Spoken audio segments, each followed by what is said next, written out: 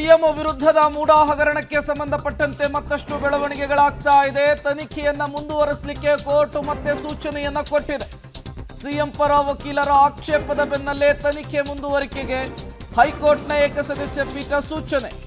Notice ಸರ್ವಾಗಿಲ್ಲ, ಆಗಲೇ ವರದಿಗೆ ತಡೆ ನೀಡಿದ್ರೆ ಹೇಗೆ ಅಂತ ಕೂಡ ಪ್ರಶ್ನೆಯನ್ನ ಮಾಡಿರುವಂತಹದ್ದು. ಸಿಎಂ ವಿರುದ್ಧದ ಮೂಡಾ ಹಗರಣಕ್ಕೆ ಸಂಬಂಧಪಟ್ಟಂತೆ ಇನ್ವೆಸ್ಟಿಗೇಷನ್ ಅನ್ನ ಮುಂದುವರಿಕೆ ಮಾಡಲಿಕ್ಕೆ ಕೋರ್ಟ್ ಸೂಚನೆ.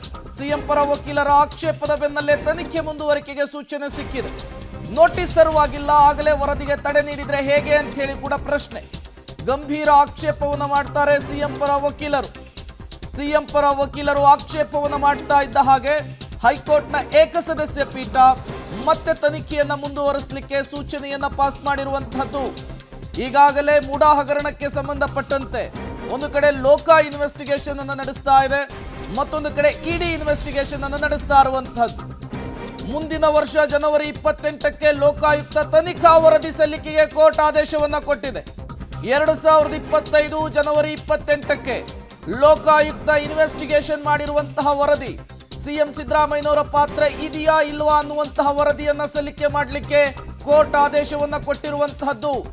ಜನವರಿ 28ರವರೆಗೂ ಕೂಡ ತನಿಖೆಯನ್ನ ನಡೆಸಲಿಕ್ಕೆ ಅವಕಾಶ ಇರುತ್ತೆ. ಮುಂದಿನ ವರ್ಷ ಜನವರಿ 28ಕ್ಕೆ ಲೋಕಾಯುಕ್ತ ತನಿಖಾ ವರದಿಯನ್ನ ಕೋರ್ಟ್ಗೆ ಸಬ್ಮಿಟ್ ಮಾಡಬೇಕು ಅಂತ ಹೇಳಿ ಹೈಕೋರ್ಟ್ನ ಏಕಸದಸ್ಯ ಪೀಠ ಹೇಳಿರುವಂತಹದ್ದು. ಡಿಸೆಂಬರ್ 24ಕ್ಕೆ ಸಲ್ಲಿಕೆ ಆಗಬೇಕಿತ್ತು ಲೋಕಾಯುಕ್ತ ತನಿಖಾ ವರದಿ. ಜನವರಿ 28, 2025ಕ್ಕೆ ಈಗ ಅವಧಿಯನ್ನ ವಿಸ್ತರಣೆ ಮಾಡಿರುವಂತಹದ್ದು. ತನಿಖಾ ಅವಧಿಯನ್ನ ವಿಸ್ತರಣೆ ಮಾಡಿದೆ ಹೈಕೋರ್ಟ್ನ ಏಕಸದಸ್ಯ ಪೀಠ. ಜನವರಿ 28ಕ್ಕೆ ಮುಹೂರ್ತವನ್ನ ನಿಗದಿ ಮಾಡಿದೆ. ಆ ವರದಿ ಸಿಎಂ ಸಿದ್ದರಾಮಯ್ಯನವರಿಗೆ ಬಿಗ್ ರಿಲೀಫ್ ಅನ್ನ ಕೊಡುತ್ತಾ ಅನ್ನುವಂತಹ ಕುತೂಹಲವನ್ನ ಮುನ್ನೆಲೆಗೆ ತರ್ತಾ ಇದೆ. ಈಗಾಗಲೇ ಲೋಕ ಇನ್ವೆಸ್ಟಿಗೇಷನ್ ಅಂತಿಮ ಹಂತಕ್ಕೆ ಬಂದು ನಿಂತಿದೆ. ಜನವರಿ 15ಕ್ಕೆ ವಿಚಾರಣೆಯನ್ನ ನಿಗದಿ ಮಾಡಿರುವಂತಹದ್ದು ಹೈಕೋರ್ಟ್ನ ಏಕಸದಸ್ಯ ಪೀಠ. ಸಿಬಿಐ ತನಿಖೆ ಆಗಬೇಕು ಅಂತ ಹೇಳಿ ಮನವಿಯನ್ನ ಮಾಡಿಕೊಂಡಿದ್ರು ದೂರುದಾರ ಸ್ನೇಹಮಯಿ ಕೃಷ್ಣ. ಆ ವಿಚಾರಣೆಯನ್ನ ಕೈಗೆತ್ತಿಕೊಂಡಂತಹ ಹೈಕೋರ್ಟ್ನ ಏಕಸದಸ್ಯ ಪೀಠ ಜನವರಿ 28ಕ್ಕೆ ವರದಿ ಸಲ್ಲಿಕೆಗೆ ಸೂಚನೆಯನ್ನ ಕೊಟ್ಟಿದೆ. ಮತ್ತಷ್ಟು ಡೀಟೇಲ್ಸ್ ನರಸಿಂಹಮೂರ್ತಿ ಕೊಡ್ತಾರೆ, ದೂರವಾಣಿ ಸಂಪರ್ಕದಲ್ಲಿ ಜಾಯ್ನ್ ಆಗಿದ್ದಾರೆ. ನರಸಿಂಹಮೂರ್ತಿ, ಮೂಡಾ ಹಗರಣಕ್ಕೆ ಏನೆಲ್ಲ ಆಯ್ತು ಕೋರ್ಟ್ನಲ್ಲಿ ಬೆಳವಣಿಗೆಗಳು ಅಂತ ಹೇಳಿ?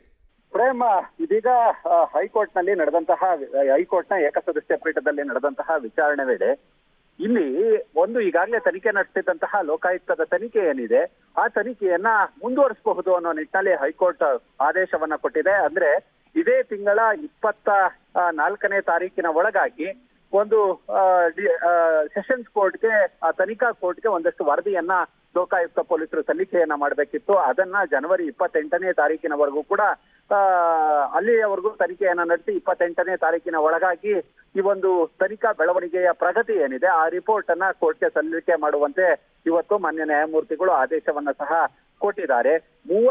ಇಲ್ಲಿ ಪ್ರಕರಣದಲ್ಲಿ ಒಂದಷ್ಟು ಅಂಶಗಳನ್ನ ಎತ್ತುವ ಮೂಲಕ ಕ್ರಿಯಾಲೋಪವನ್ನ ಸಹ ಎತ್ತಲಾಗಿದೆ. 35 ದಿನಗಳಾದ್ರೂ ಸಹ ಪ್ರತಿವಾದಿಗಳಿಗೆ ನೋಟಿಸ್ ಜಾರಿಯಾಗಿರ್ಲಿಲ್ಲ. ಅದಲ್ಲದೆ ಹೈಕೋರ್ಟ್ ಹ್ಯಾಂಡ್ ಸಮನ್ಸ್ ಜಾರಿಗೆ ಆದೇಶವನ್ನ ಕೊಟ್ಟಿತ್ತು. ಹೀಗಾಗಿ ಇಲ್ಲಿ ವಿಭಾಗೀಯ ಪೀಠ ಕೂಡ ತನಿಖೆಗೆ ತಡೆಯಾಜ್ಞೆಯನ್ನ ಸಹ ಕೊಟ್ಟಿರ್ಲಿಲ್ಲ.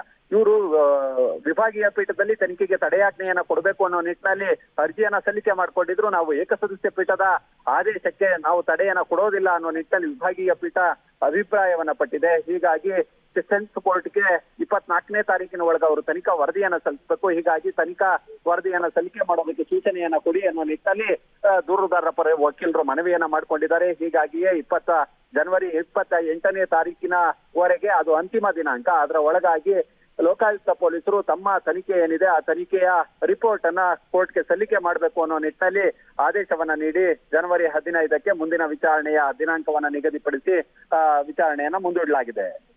ಓಕೆ, ಥ್ಯಾಂಕ್ ಯು ನರಸಿಂಹಮೂರ್ತಿ ತಮ್ಮೆಲ್ಲ ಮಾಹಿತಿಗೆ. ಜನವರಿ 28ಕ್ಕೆ ಲೋಕಾಯುಕ್ತ ಮೂಡಾ ವಿಚಾರಕ್ಕೆ ನಡೆಸ್ತಾ ಇರುವಂತಹ ತನಿಖಾ ವರದಿಯನ್ನ ಸಲ್ಲಿಕೆ ಮಾಡಲಿಕ್ಕೆ ಡೆಡ್ಲೈನ್ ಅನ್ನ ಕೊಟ್ಟಿದೆ. ಜನವರಿ 28ಕ್ಕೆ ಸಬ್ಮಿಟ್ ಮಾಡಬೇಕು. ಡಿಸೆಂಬರ್ 24ಕ್ಕೆ ಅದು ಸಲ್ಲಿಕೆ ಆಗಬೇಕಿತ್ತು. ಬಟ್ ತನಿಖಾ ವರದಿಯನ್ನ ಸಬ್ಮಿಟ್ ಮಾಡುವಂತಹ ಅವಧಿಯನ್ನ ಈಗ ಎಕ್ಸ್ಟೆಂಡ್ ಮಾಡಿರುವಂಥದ್ದು, ವಿಸ್ತರಣೆ ಮಾಡಿರುವಂಥದ್ದು. ಜನವರಿ 15ಕ್ಕೆ ಮುಂದಿನ ವಿಚಾರಣೆಯನ್ನ ಮತ್ತೆ ಕೋರ್ಟ್ ಕೈಗೆತ್ತಿಕೊಳ್ಳುತ್ತೆ.